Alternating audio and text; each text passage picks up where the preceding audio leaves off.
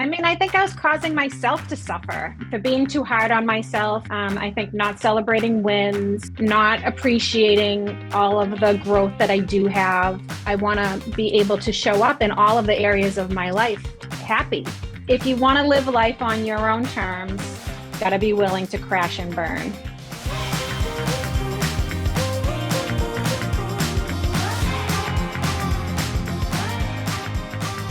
Well, let me tell you, I am so excited that you're finally here because last time just like that. Oh my God, was that during COVID? What, when we did huddle time? When we did huddle time. Yeah. You I think know? it was your first huddle time. I should have been your first podcast. Yeah, well, we're gonna make it first. We can do whatever we can make the first most funnest podcast ever. Yeah, ever. I love it. Thank you for having me. Oh, it's always great to have. As a matter of fact, Anna, it's so great to have you as a host because I know we're going to do a series of guest hosting, and we're super excited because there's going to be so much coming everybody's way. So if all our new listenings and anybody who's just open on this episode, you're super lucky because you guys have to know Anna Walsh. Now, Anna Walsh has been with me for a long time. We're of course, we're best buds, but we've been working together for 7 years, maybe even 8 years, I would say. Close, getting there. Now you're a Cambridge girl, so you guys. So here's the thing: she's a Cambridge girl, but she has the Boston accent, like the corn, and all that good stuff. Even though I've been living in Boston for 25 years, 26 years. I have not developed that kind of accent. I stick to my own accent. So yeah, so where are you really originally from? Is it Cambridge, Medford? Where in the north? and more near the city, so Somerville. So the Salon's in Cambridge. I grew up in Somerville, live in Medford, Salon's in Cambridge. So I've been a little bit in this area. I haven't gone far. Now, something about Boston is so magical.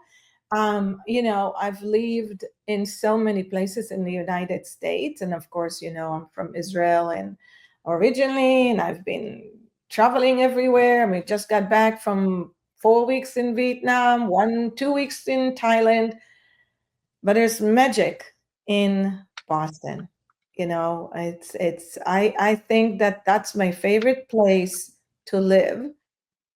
The only thing I can do away, and this is the reason why we're right here in the sun, is because it's just super rainy, super cold, and it's just always super rainy, super cold. But what do you think? Like, if you I think if I could go anywhere, I would go maybe not all the way south, but maybe like South Carolina or something like that, except for they're always getting hit with hurricanes. But we have the 4 seasons and it gets cold, but we usually stay away from hurricanes and earthquakes and tsunamis and tornadoes and all that kind of stuff. But we do have the 4 seasons, which I feel like sometimes I'm moving so fast I almost don't notice it. But if you're I don't ski or a snowboard, but if you do that, then it's perfect. The truth is there are no 4 seasons. So for anyone here that is Bostonian, absolutely know that 4 seasons used to be 10 years ago, but right now there's only 2 seasons. So the fall and the pretend to be summer. That's it. I thought you were going to say winter and construction. Those are our 2 seasons. Oh, I love that. That's exactly what it is. It's winter and traffic. But still, if you don't have to go into the traffic and you're okay about taking off in the winter, Boston is amazing. So, but you own an amazing salon, an amazing business, amazing company in Cambridge. And you've been a hairdresser, a stylist, a cosmopolitan for years now. And now we're venturing out to so many things. So before we hit, the success, before we dive into your success today, that we're going to share different perspective for everybody who's listening, I would like to take us back to your most challenging moments in business. that point where everything seems to be falling apart. Now, let's go back to that time. What was happening at that time? And how did it feel? And what was the unexpected turning point that turned you around? And wait, before you even answer that, for those of you who listened to that opening question, it is super, super normal to get to that point. And it will happen many times. But there's that one moment that if you can share with us. I feel like it's hard to articulate one moment, because when I think about this question, I think to myself, well, I haven't failed. I don't feel like, I've stumbled, I've had obstacles, but I feel like I didn't fail. And then I kind of thought around that, and I was like, well, I can obviously remember times that were very hard and times that I wanted to quit, and times like that. And I think that my failures or room for opportunity, I think I have two big, I want to answer this two different ways. I feel like I have two failures or areas of opportunity. One is that and when you asked me this question, is what made me really think about it, is because, well, maybe I haven't had a fall on the face failure for two reasons. One is when I first opened my salon, I was smart enough to get a coach. So not for nothing, and it is what it is, but you and Salon Cadence prevented me a lot from falling straight on my face. So there's that part of it. And then the other part of it is maybe I didn't take as a big enough risk to fall on my face, which leads me to what I think might be one of my failures, is that I don't dream big enough sometimes. So I will protect myself. So if I fall, I don't fall far. Does that make a little bit of sense? Yeah, and so totally. And thank you so much for even mentioning Salon Cadence. But it's funny, it's like, as a mentor, I have learned so much growing with you, and you have been such a great milestone and support and a rock through the growth of Salon Cadence. The best person who I've learned from, because I got so much feedback and that pushed the envelope. So I'm going to go here and disagree with you on this one, because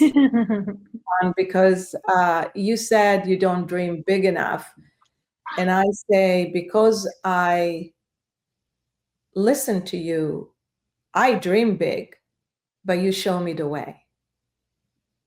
And so I love that, because of you putting, Ronit, this is what we need. Ronit, maybe we need to change this. Then that leveled us up in many ways. Now that we have thousands of, service-based owners and companies that we've been impacted by growth, we also get a lot of good feedback and we keep growing, but you've always been the one that pushes to that next level, you and Shelly, and it's so nice to have that. So disagree on that one, but you do think. This episode is sponsored by Salon Cadence, the only global advisory network helping salon and spa and med spa CEOs scale to 7 and 8 figures without a burnout. This is not a do-it-yourself program. This is do it with you and for you. From profit-first system to team-run leadership. First, we fix the numbers, then we create the wealth, then we focus on CEO mindset, and we build the process with your team to give you the ultimate freedom to become the true CEO and visionary you are. We have helped thousands grow widely successful for freedom-driven companies in beauty, wellness, and regenerative medicine. If you're ready to grow, scale, and live a wealthy life, visit saloncadence.com. Now, one of the most important things that you can invest in and not do it yourself, I highly recommend mysalonbooks.com. Salon owners that are tired of never knowing if you're actually profitable or where your money is going, on what your money is doing for you or against you. The team at My Salon Books takes the stress off your plate. They are specialized in salon booking, providing real-time insight and financial clarity so you can focus on what you do best, running a thriving salon. Here at Salon Cadence, we recommend mysalonbooks.com. It is the only bookkeeping management that utilizes the profit first the right way. So go to mysalonbooks.com to learn more and get free evaluation of your own books. That moment, that I want to go back into that vulnerable moment where you said to yourself, and I remember the year, and I want you to share with everyone, where you said, I don't know, is this all I have? And is this all it is? And what was the pivot point, the unexpected pivot point that turned you? Because it was like 180 degrees of like, this is it. I'm just keep going. I feel like, I don't know. I feel like I hit that wall so many times that I can't figure out which time that I hit it, because there's been plenty of times where I've been like, why am I doing this? I could just be a hairdresser. I could just, I don't have to do this. I don't have to do this. Why am I here? And, pick yourself up, dust yourself off. A pivot point would be, when I was faced with, okay, if I don't do this, what else will I do? There isn't anything else that I really want to do. I'm actually doing what I love to do. And can I find a way to make it so that I'm not suffering? And, some more times that like I feel like I failed, or the times that were really hard, is when maybe I hired poorly and didn't let people go soon enough. And they started to really tear down my culture. And I think the other time is, and it kind of goes along with the not dreaming big enough, is not being able to find, when I got kicked out of my space because they were taking the building down, and not being able to find a home. That was, being tough. And being put into a home that it didn't feel like my home. It didn't feel like I have this whole thought about if your life is a series, right? And season 1, you're introducing everybody, you're introducing the characters, and the character is developing as you go. And then when you hit season 2, your character has evolved and developed. So when I moved to my second salon, I thought my new salon, my season 2, was going to be all of the things, everything I ever dreamed of, all of the team, everybody's happy, there's rainbows and hearts and flowers everywhere. And that's not how my season 2 opened. And I was very uncomfortable in my space. And I felt like I let my clients down, I let myself down, I let my team down. And I think that was, if I think about my biggest failure, my most painful part of the journey, I think that was it. That took me a long time to get over. Yeah, it's that vision and the crystal clarity of what you want it to be. And you it's a different home, and you had no choice. You were literally needed to leave the building because it was purchased. For you guys are wondering about it, it was purchased by a different ownership, and they were going to rebuild the whole building. And so you needed to leave the building. And so that was very, very difficult. And it was hard to see your space in this new space that you had no choice, but you made it a great home. And we made magic happen, and we certainly did. You did, and you have not lost the penny now. So I know, Anna, every time that we start every year with setting up goals, I think January and February comes, and you always say to me, Ronit, we're not where we're supposed to be.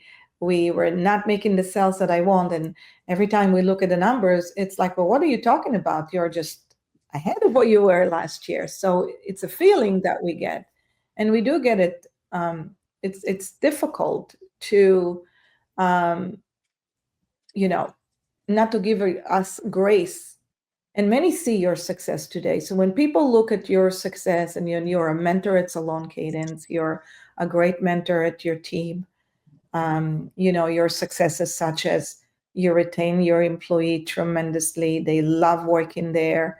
They all grow. They all making amazing money. They're all having great homes. Not always is roses with no thorns, but we're going to talk about his success, but a lot of people look at your successes, but only a few understand the full journey of what does it take.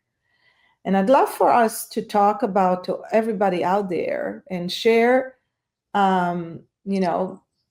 what do you do to put yourself without suffering? Because I think those were magic words, what you just said, because often we find yourself, wow, we're working so hard, and suddenly we wake up on Monday, and suddenly there's Friday, and there's no easement, So what did you have to do, and how did you work hard on that to be in a place where you're not suffering? What did you need? What did you do? I did a lot. I still do a lot. I try to be consistent on all the things, but I have to, like, from a day-to-day ritual type of standpoint, I have to work out. I have to move.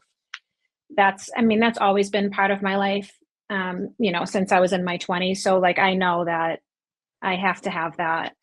And I have to know, and I have to be, I'm somebody who likes to be very like high stamina, high functioning. So my nutrition for me really needs to be there. So I see a functional holistic nutritionist, and I meal prep every week. And so when I go to work every day, I have like everybody has these like the reels with the owner with all the bags. Like I have my food bag and my work bag and like all my bags, so that I don't have to worry if I'm hungry or if I'm whatever. I have to take care of all those things.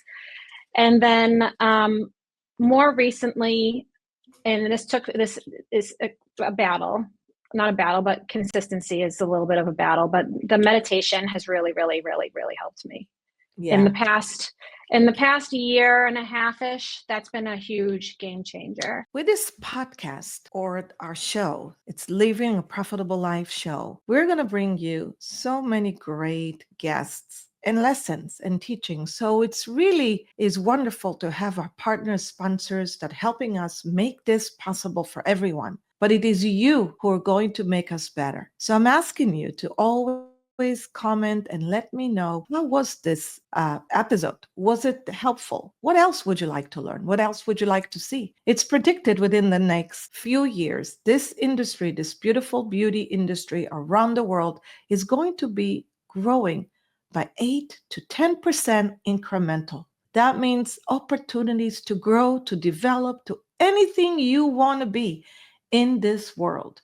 The thing is, the more you subscribe and share it with your friend, the more I can make this podcast be the best place for you. Any subject that you find is necessary, let us know. So please subscribe and help us get to at least 1,000 downloads. Once we get there, we'll celebrate. So how often do you actually meditate, or what do you do for that? I mean, yesterday I talked, who did I talk to?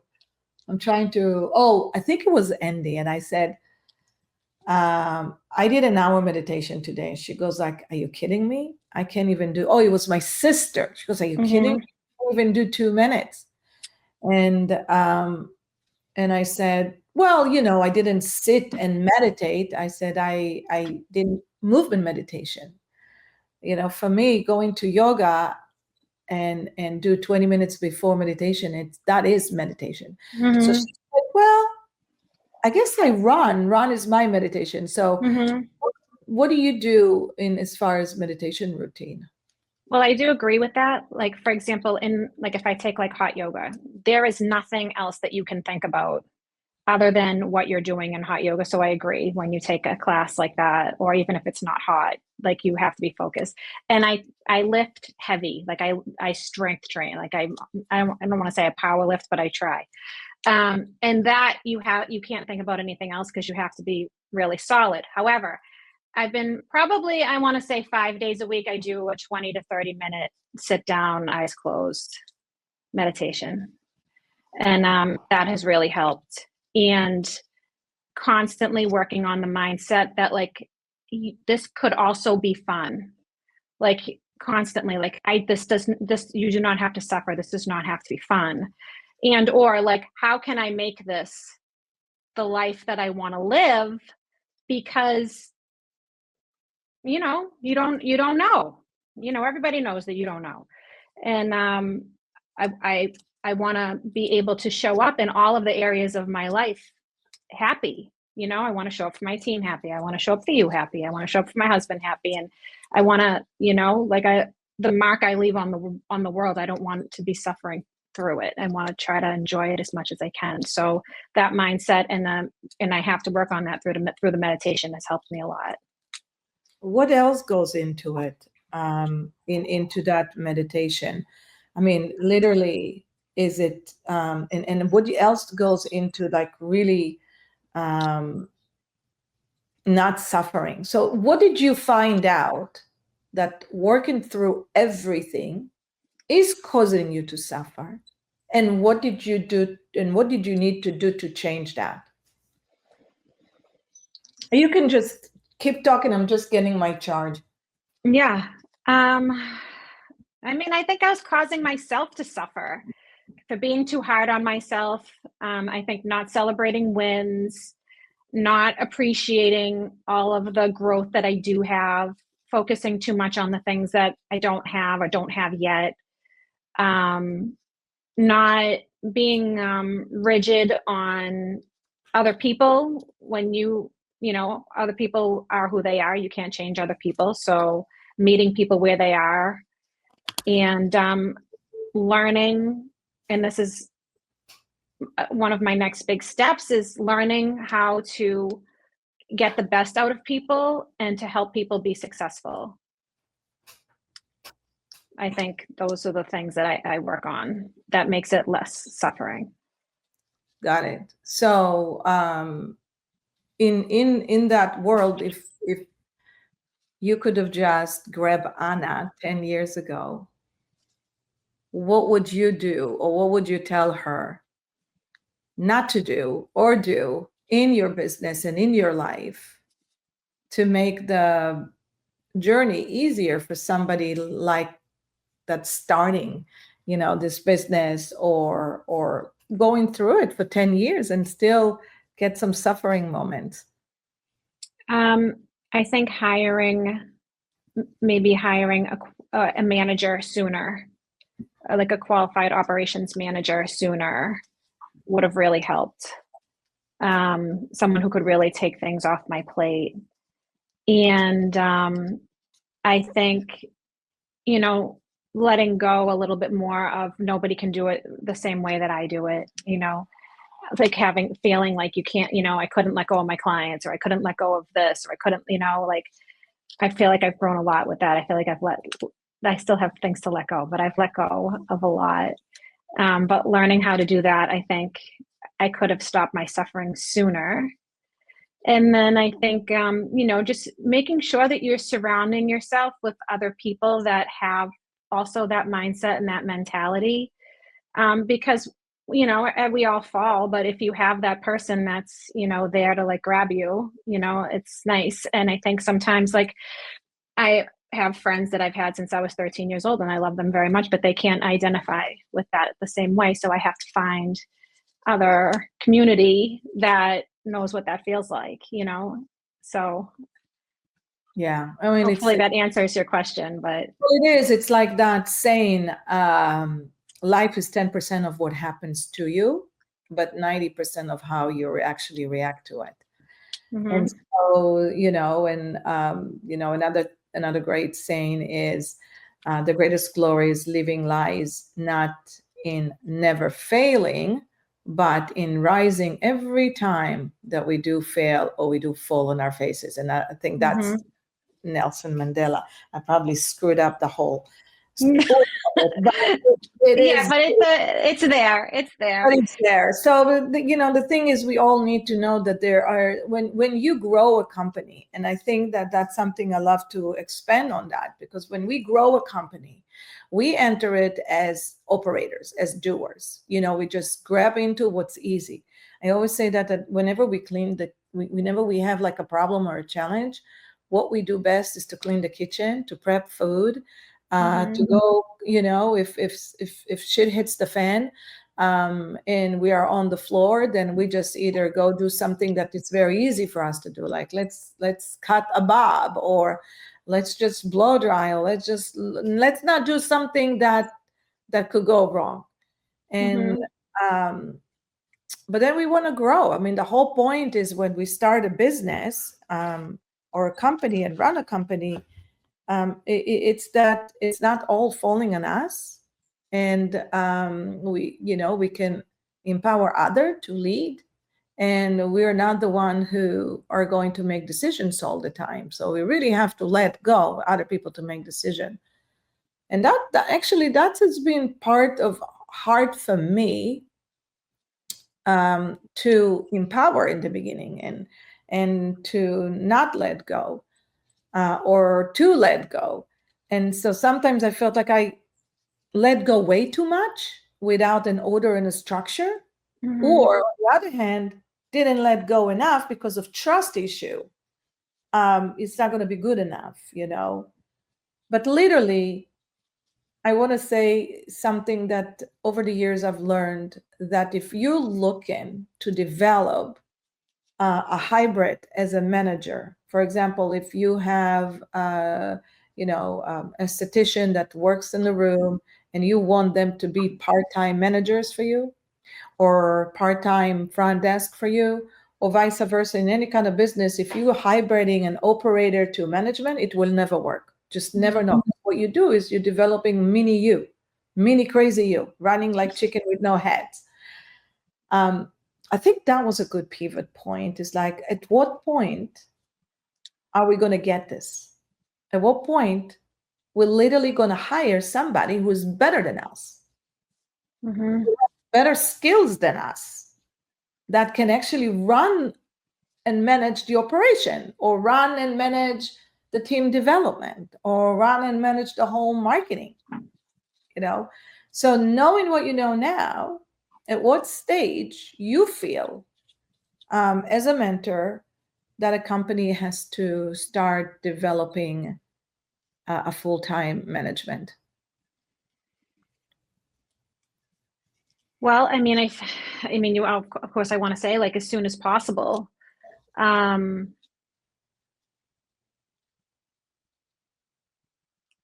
I guess I don't know how to determine exactly when. I guess it would be when the owner is no longer, the main operator and 100% behind the chair. They would have to be behind the chair, very little, if at all. And then, as soon as there's enough cash flow in order to warrant it, or, however, you have to sometimes you have to, in my opinion, you have to take a step back to move forward. So investing in that second person or third person, and take the time to really train them and hone their skills, so that way they do it better than you. Yeah, I agree with that.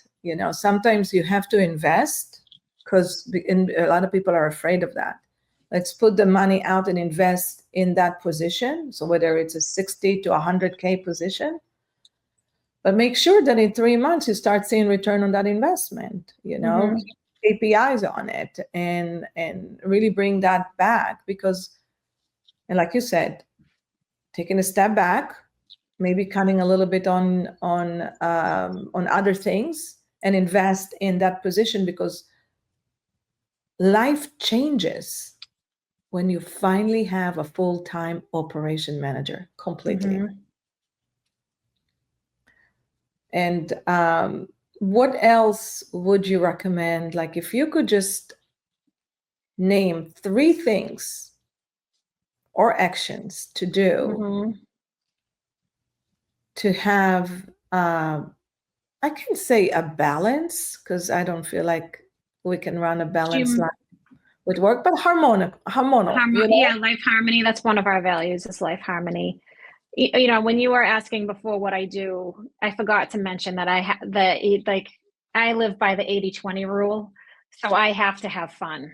So like all the things, the meditation, all that stuff that I do, you know, come Friday and Saturday, you know, it's fun.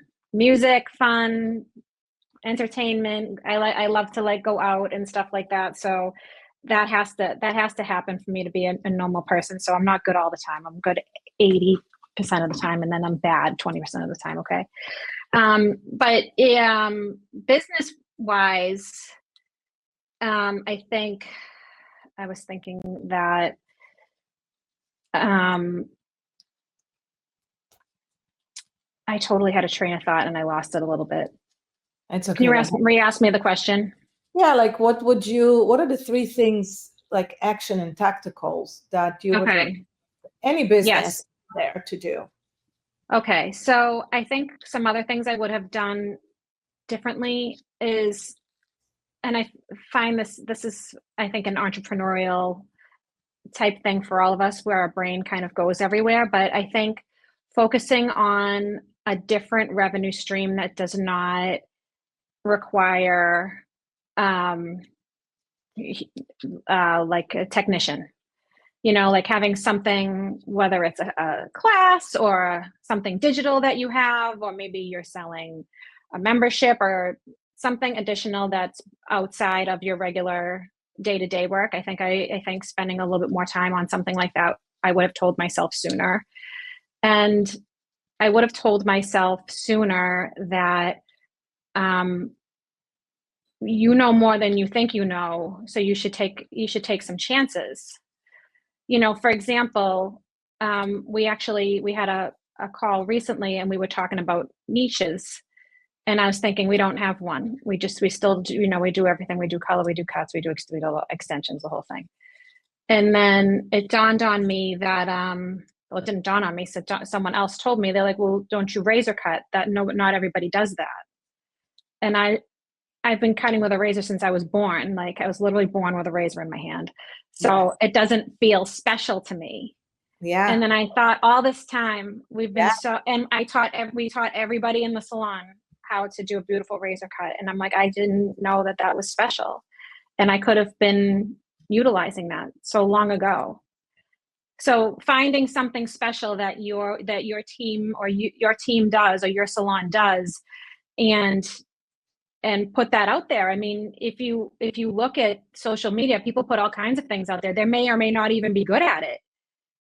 But, you know, being intentional and putting out something that you're very good at could be another way to bring in business or revenue, or even just to have take you out of your day-to-day mindset and help you to kind of remove yourself from the, you know, kind of like the crap that happens all day, every day. It's amazing, because we talked about it in one of our sessions, that you know, people will fly and come to you from all over the world just because you're specializing in something. So if I hear one more time people are saying, oh, we're customer service, or we're specializing in customer service. No, you're not. Everybody's specializing in customer service. That's not what you're specializing in. Maybe you're specializing in only men's grooming. Maybe you're specializing in family, you know, children, bridal, you know. So those are the things that, it's true. You got to niche something. It doesn't mean that you're only going to be providing that service, but definitely brand yourself as the expert at something. Absolutely. That's a game changer. Mm-hmm. So that's a great tip for everyone. You know, I feel like when we do grow, we get stuck when we grow. So I want to talk about the fact that you're singing now. World, you know, I mean, listen, you're a business owner, and I think that people needs to know that you do have life. Yeah. other than just the salon. So you Oh, 100%. diversify and you niche something, or you add another, not service-based product that brings you revenue stream, but you also have a different life. So, okay, you just bought 2 houses.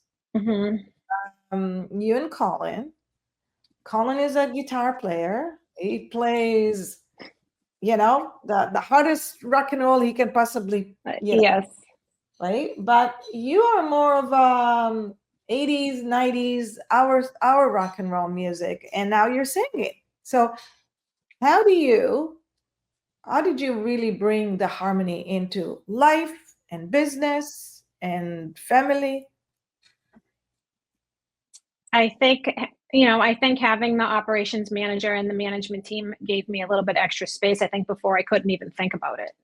It wouldn't have possibly occurred to me that there was something else other than going to the gym, going to work, come home, seeing friends or family on the weekends, and then that's it. Like I couldn't comprehend a hobby. I was like, what am I going to do? I do my hobby. My hobby is hair. I love to do hair. So that doesn't seem like, so it didn't occur to me to do anything additional. It also didn't occur to me that I could learn how to sing. I met this girl through Colin. He met her at the studio he was practicing at, and she was learning to sing. It just, I don't know, I know it sounds stupid, but I just thought either you were born with a beautiful voice and you could sing, or so it didn't occur to me that you could learn it like an instrument. So over the past 3 years, I've been practicing with, I sang, in my husband's band and in a couple of other bands, like one song here or there.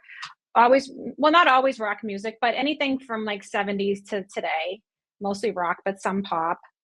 And then, we were out one night and I got pulled up on stage to sing an AC/DC song. And I did really well because the band came down afterwards and asked me if I would sing for their band. And so then it became a whole other thing. And I was like, I didn't think I was going to make it past the first audition. I'm like, how am I going to sing AC/DC? I don't know if you know AC/DC, but it's loud and screamy and high. Yeah. And so I was like, well, screw it. I'm just going to try it. So I went to the audition and then they invited me back again. And then 6 weeks later, they're like, oh, by the way, you're in the band. And I was like, oh, I had no idea. But now I had a whole other thing that I had to learn how to do. And I'd have to get up a little earlier so I could practice, and I had to learn all the songs and how to sing all the songs. And I had to, do all those things. And you exercised a different part of my brain. And I just never thought, it just didn't occur to me that I could have a hobby, or I didn't have that much space to do it before. Does that make sense? I wouldn't have been able to do it. Yeah, no, I get it. There is a space because you created space, and I think that that's part of not being suffering. Is also other things in your life, like taking a week off every beginning of every month. That's important, and as owners, as mothers, as daughters, as family, and we must take care of ourselves first. Because if you don't, then you don't show up happier to everything in your life. So I bet you had to free some space. So you started, and that's kind of what we do at Salon Cadence, right? We, that's what we mentor. You got to start with one day. You got to go to the second day. You got to go to the third day, and you have to make sure that your cash flow doesn't get impacted by removing yourself from that. So it's all working by design. So as much as we have to protect our cash flow, we have to protect our time. Literally buying our time back. And so when we do something like this, there is a resistance, like you were resistant for a long time. Yeah. Of doing that, I know. You felt guilty. I still feel guilty. Well, it doesn't go away, but we have harmony now. This episode is sponsored by Vish, the smartest color management system for profitable salons. Vish tracks your color usage, reduce waste, and helps you charge accurately for all color services so you can protect your profit and grow with confidence. You know that we are all about profit and how we live a profitable life by, of course, by design. You can definitely make it so easily, and I've seen it, the actual results on the P&L. Vish makes it happen. Now join thousands of salons using Vish to scale smarter. Head to getvish.com and see the difference for yourself. This episode is sponsored by Forest Salon Software, the all-in-one solution designed to help salon, spa, med spa owners really deliver with confidence and really design and drive their company to success. Forest isn't just a booking system. It is your machine that will help you grow your company with smart marketing and real-time reporting, staff performance tracking, and world-class support. And I mean world-class support, because I wouldn't even recommend Forest if they didn't have a world-class support. Now, so whether you're scaling to 7 figures or streamline your operation or need to fix things and tighten things up, Forest can help you make smarter decisions and deliver the luxury experience that your clients and your members really need. If you're ready for a software that is all in and grows with you and support you for a truly team-run company, just visit forest.com and discover why thousands of salons trust Forest. And mention Salon Cadence and you'll get a perk. It's important that we do step away, because your business only grew, right? It went from 350 to 5 to 6 to 7, way above the million now, and it's not dependent on you. And now you have 3 full-time managers, and that's an ouch, because I think when you get to the 1.5, having 3 big salaries is heavy on the production. It really is. You know, now your profit margins are getting smaller. So is this that pivot point where now you have to invest again in order to get to the 3 and the 5? Yes.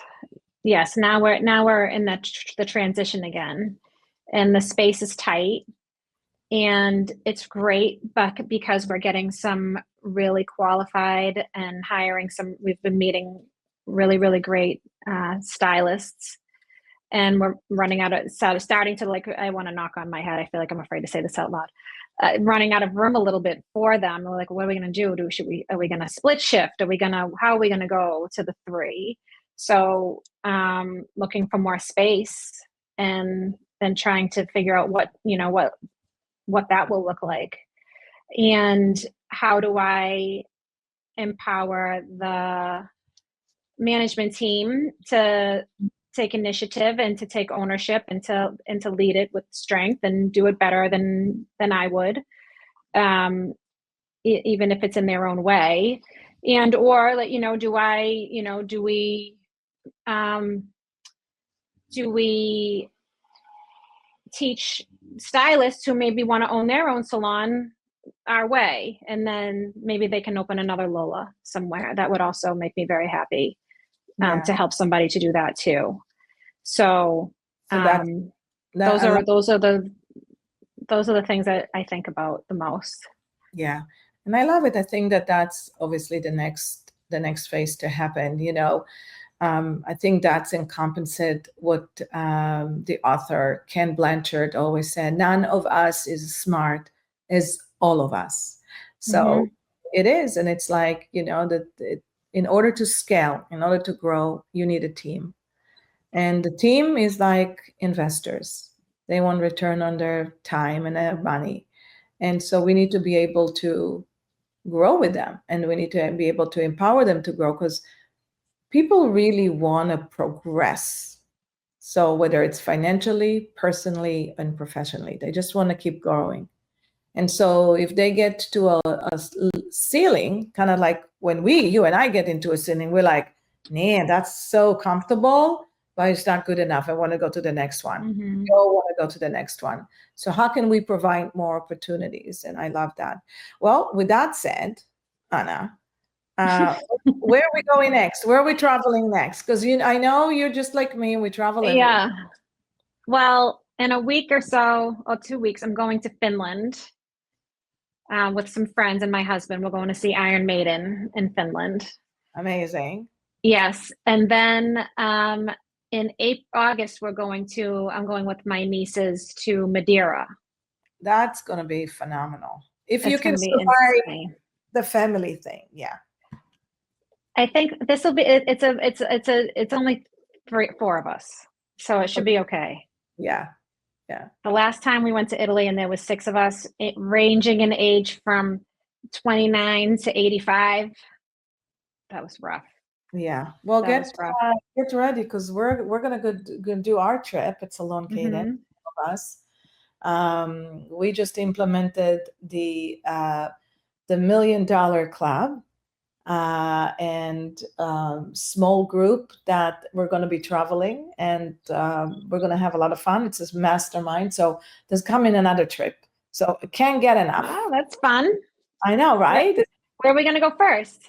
Well, I think that it's either going to be Tulum, Portugal, or Italy. I know a few of the members always come back to Italy.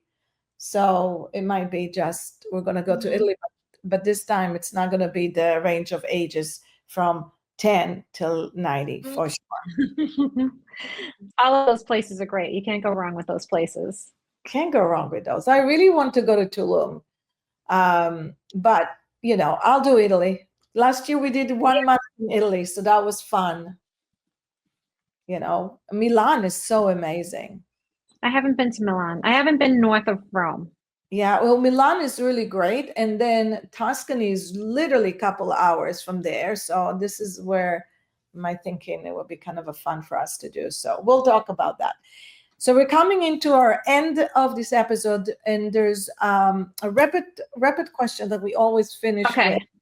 And I hope you guys out there are listening to all these amazing tips and understanding that, in order to grow into scale, we really have to be very strategic about letting go and making sure that the cash flow doesn't get impact, but also at the same time, we have to think this is an investment. It's only going to get us to the next level. And so if anybody who's interested to learn more about how to scale, how to grow, how to really live a profitable life, please subscribe to our show. So many people will listen and not hit that button. And we want you to hit the button, because every time you do, you get the show notes. You get to listen to some really great members that will teach you some classes, some tips and everything. But if there is something that you really want to hear more, to see more, please let us know, because I promise you that we are going to do everything we can to bring you better episodes, better experiences over and over again, just getting better. So, all right, ready for the fire? I'm ready. Okay, what's your superpower? My superpower is my emotional intelligence. Okay, and how do you use that? I think that it's what has made me successful in having such a strong staff retention and having friends since I was 13 years old, and maintaining all the relationships that I have in my life. I think having a strong emotional intelligence really helps me, that even with clients and understanding customer service and client behavior. I think that is my superpower. I love that. And that I agree. The relationship is everything. What is your definition of success? Like, my definition is that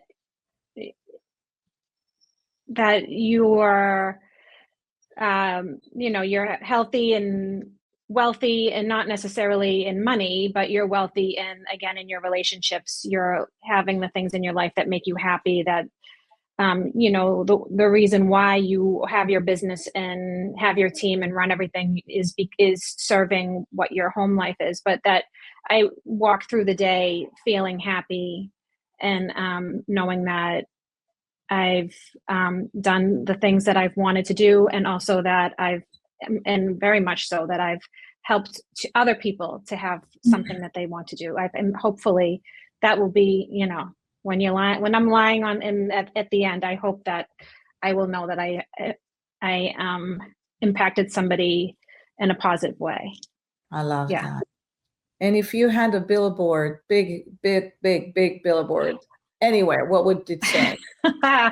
It would say, it's a Motley Crue quote. Okay. From the song Primal Scream. Colin and I almost got it tattooed right here, and then we couldn't. It's too long of a quote, and we were arguing about who was going to get the good part of the quote. But it's if you want to live life on your own terms, got to be willing to crash and burn. Oh yeah. So yeah. I love it. Yeah. If you want to do what you want to do, you have to be willing. You got to be willing to fall on your face. You got to pay for it. Yeah. Mm-hmm. Yeah. And what's exciting new opportunities coming your way? We'll see. I mean, I think that maybe some public speaking, maybe some public singing. Maybe my season 3 opens up with the salon that I really envision. And maybe I do get to see one of my team open another salon. So yeah. All good opportunities. I love them, Anna. Thank you so much. This has been such inspiring, but tactical. A lot of great stuff to share. Mm-hmm. Fun. And I'm looking forward. Our next podcast, you're hosting it with me. So okay, good. Yeah. There we go. There we go. We already managed to complete the next opportunity. So thank you, everyone. This was awesome. Thank you, everybody. Thank you, Ronit. Thanks, you. Hold on.